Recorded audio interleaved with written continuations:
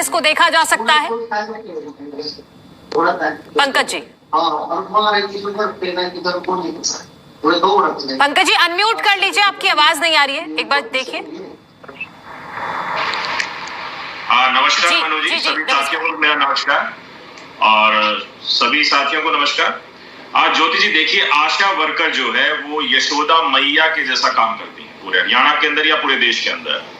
जैसे कि देवकी जी ने कृष्ण जी को पैदा किया और पाला पोषा यशोदा जी ने। हमारे बच्चे पैदा हो जाते हैं, हमारी बीवियां प्रेग्नेंट होती हैं, बहनें प्रेग्नेंट होती हैं, आशा वर्कर को पता होता है कि किसको इंजेक्शन कब लगना है, इसका टीकाकरण कब होना है, हमें याद नहीं होता। इसको दवाई आयरन की कब चालू होनी है, कैल्शियम की कब चालू होनी है, एक एक बात की बारीकी से पूरे गांव की गर्भवती महिलाओं का ध्यान रखना, टीकाकरण उनका ध्यान रखना, उनके बच्चों का ध्यान रखना, जन्म मृत्यु प्रमाण पत्र का ध्यान रखना, एएनसी प्रोफाइल कब उसका अल्ट्रासाउंड होना है, कब उसके टेस्ट होने हैं, कौन से टाइम पे एचबी की जांच होनी है, खून की जांच होनी है, उन सब चीजों का ब्यौरा इनके पास होता है। 2005 से ये लोग लगी हुई हैं, 17 साल का इनका कार्यकाल हो गया, आज तक इनको पक्के कर्मचारी का दर्जा नहीं दिया गया है। इनको सबसे पहले पक्के कर्मचारी का देना चाहिए। 4000 की सैलरी मिल रही है, यानी कि 12 चौक 48,000 जिस परिवार को जा रहे हो उनको आयुष्मान कार्ड तक इस सरकार ने नहीं दिया है। आयुष्मान कार्ड सबसे पहले इन लोगों का बनना चाहिए था, ईएसआई इन लोगों को मिलना चाहिए था, प्रोविडेंट फंड इनको मिलना चाहिए था। से अगर ये इतनी सेवा कर रही है जनता की, इनको स्वास्थ्य सेवा क्यों नहीं मिल रही है? इनके परिवार का ये खुद बीमार हो जाए, इनको कहां से स्वास्थ्य सेवाएं मिलेंगी? 3 लाख करोड़ का कर्जा आज हरियाणा के ऊपर हो गया है। 3 लाख करोड़ का कर्जा तो आपने बढ़ा दिया, लेकिन आशा वर्कर को देने की जब बात आती है तो आपका जो खजाना है वो जीरो हो जाता है, लेकिन अपना बढ़ाने की बात आए तो बहुत ज्यादा मिल जाता है। 4 बहनें हमारी इस जंग को लड़ती हुई अपनी जीवन की जंग हार गई, और मैं बड़े दुख के साथ कहना चाहूंगा कि हमारी 4 बहनें आज शहीद हो गई हैं इस लड़ाई के अंदर। लेकिन ये लड़ाई जारी रही, हमारी बहनों ने इस लड़ाई को अपनी जो मानदेय है उसके लिए इस लड़ाई को जारी रखा हुआ है। वीरेंद्र चौहान जी कह रहे हैं कि ईमेल कर दीजिए। अरे भैया, आज डिबेट में आप बैठे हो, आप बता दो, आपने अनिल विज जी से ये तो पूछ लिया कि पहले क्या बातचीत हुई थी, अनिल विज से ये क्यों नहीं पूछा कि आगे वार्तालाप कब होगी?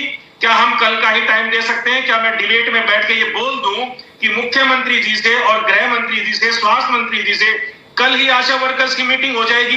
ये क्यों नहीं उन्होंने पूछा? क्या किस अधिकार के साथ ये आशा वर्कर्स पर ब्लेम लगा रहे हैं कि ये लोग किसी भी माध्यम से आ सकते थे?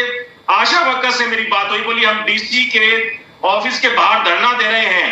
बीजेपी या जेजेपी के नेता तो छोड़ो, डीसी की शक्ल हम लोगों ने नहीं देखी है, वो ज्ञापन लेने के लिए डीसी भी हमारे नहीं आते हैं। 4 बहनों की शहादत हो गई, कोई भी इन लोगों से मिलने नहीं आया। रक्षाबंधन का त्योहार हो, तीज का त्योहार हो, जन्माष्टमी का त्योहार हो, तीनों त्योहार हमारी बहनों ने रोडों के ऊपर मनाया है। घर की लक्ष्मी कहा जाता है, बेटी बचाओ बेटी पढ़ाओ का नारा आज फिर एक बार शर्मसार किया है भाजपा और जसपा की सरकार ने। ये लोग कहते हैं हम सबसे ज्यादा दे रहे हैं। अरे हमारी बहनें आज 26,000 की डिमांड कर रही है। आप लोग बैठ के वार्तालाप क्यों नहीं करना चाहते? क्यों नहीं दीप कमल सारंग जी डिप्टी सीएम दुष्यंत चौटाला को कहते कि आप जाके अग्रिम पंक्ति में उनसे बात करें? 2-2 आदमी, 2-2 पार्टियों के मुखिया आज उनसे बात करने को तैयार नहीं है। रक्षाबंधन के दिन कितनी शर्म की बात है हरियाणा के लिए, हमारे लिए भी। रक्षाबंधन के दिन हमारी एक बहन पारुल पानी के लिए तरसती मर गई। जहां पर इन्होंने कहा था कि रक्षाबंधन के दिन फ्री में महिलाओं के लिए बस चलेंगी, उसी दिन हमारी एक बहन ने दम तोड़ दिया एक पानी के लिए। इन्होंने पानी उन तक मुहैया नहीं होना दिया, और वहां पर ये लोग हंसते रहे कि ये तो नौटंकी कर रही है। जब इनको पता चला कि इतनी हालत खराब हो गई उसकी, जब जाके इनकी आंखें जगी हैं, 750 किसानों की जान जाने के बाद बीजेपी सरकार की आंखें खुली थी। तो मेरे ख्याल से ये जानबूझकर इन धरनों को लंबा खींचना चाहते हैं, बहुत सारे लोगों की शहादत हो जाए, जब जाके सोचेंगे।